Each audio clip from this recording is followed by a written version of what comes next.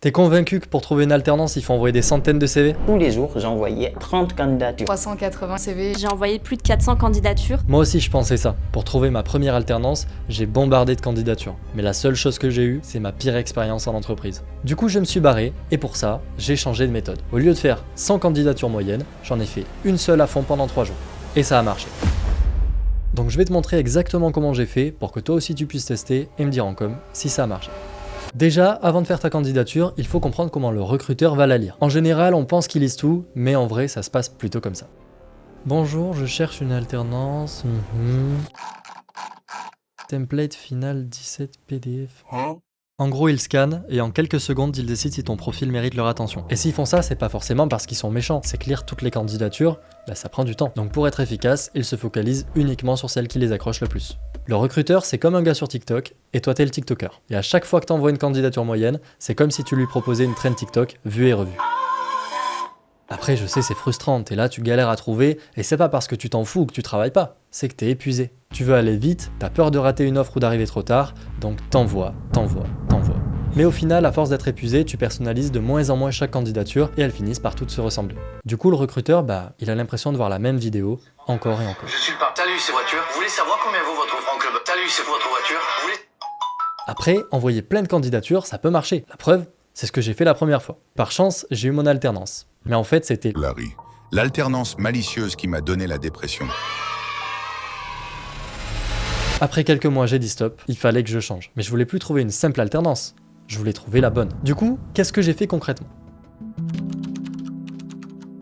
Ça faisait 4 mois que je voulais partir de l'agence dans laquelle j'étais et j'avais une question, dans quelle entreprise je rêve de travailler? Donc en premier, j'ai défini mon entreprise type. Agence de com parce que j'aime les projets variés, à Toulouse parce que c'est la meilleure ville et je ne suis pas ouvert au débat, et une ambiance jeune, fun, ouvert d'esprit. Une fois que j'avais ça, j'ai cherché qui matchait avec ce profil. Pour ça, j'ai pas ouvert Indeed, j'ai pas ouvert LinkedIn, j'ai ouvert Tinder.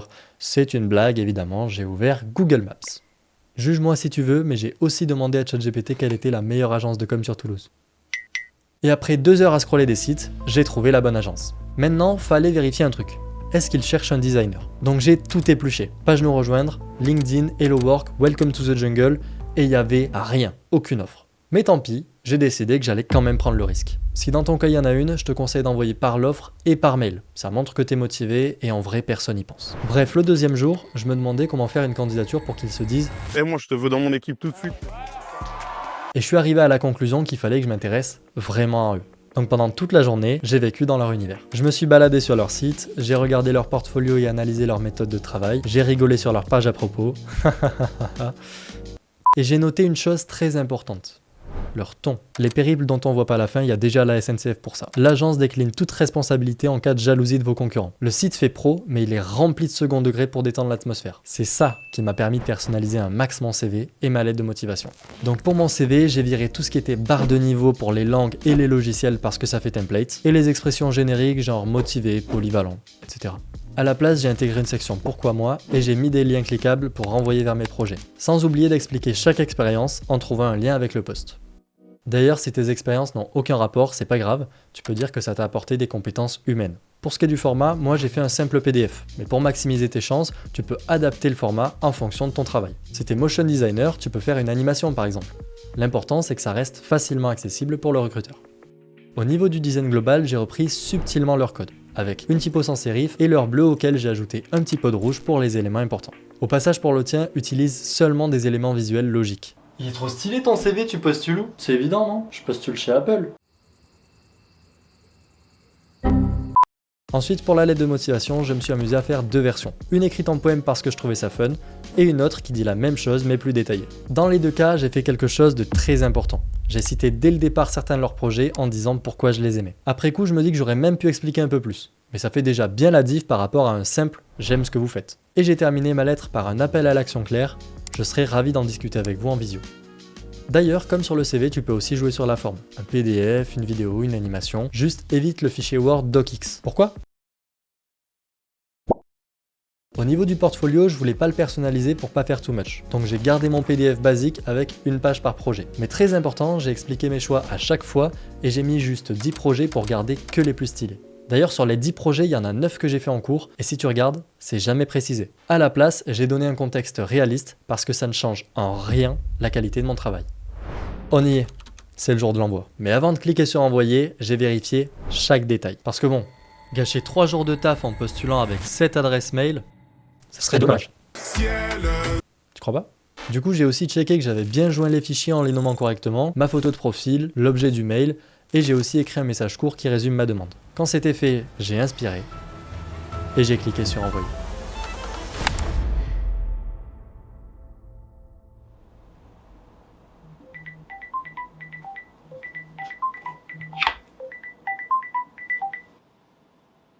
Bonjour, est-ce que c'est bien Lucas? Oui, c'est bien moi. Et vous êtes ?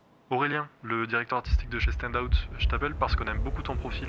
Tu serais dispo pour un entretien? Si on revient à ma comparaison avec TikTok, c'est comme si, au lieu de reprendre une trend, j'avais créé la mienne. Ceci étant dit, qu'est-ce que j'aurais fait si j'avais pas eu de réponse après une semaine ? Je pense que j'aurais soit relancé par mail, soit en appelant, soit sur LinkedIn avec un MPO directeur artistique. Et si j'avais été refusé, c'est pas grave. J'avais déjà toute ma structure et ma méthode, donc j'aurais juste eu à l'adapter à une nouvelle entreprise. De toute façon, je pense que chaque candidature envoyée donne bien plus de chances d'être recontactée qu'une candidature classique. Alors moi, non, j'ai pas envoyé de CV, non. En fait, j'ai appelé une boîte et je leur ai dit que je leur avais envoyé un CV et qu'ils m'avaient demandé de les rappeler. Et du coup, ils ont cherché un petit peu, ils ont pas trouvé le CV évidemment, et comme ils étaient très embêtés, ils m'ont donné un rendez-vous tout de suite. Et j'ai réussi à avoir mes premières missions avec eux, comme ça quoi, au tac au tac. Merci Cyril, ça donne encore un peu d'espoir. Parfois l'audace, ça paye. Au passage, si t'as pas assez de projets pour ton portfolio, je suis en train de travailler sur un club pour designers avec des workshops et tout, donc si jamais ça t'intéresse, rejoins mon Discord. Bref, reste créatif, c'était Wiznix.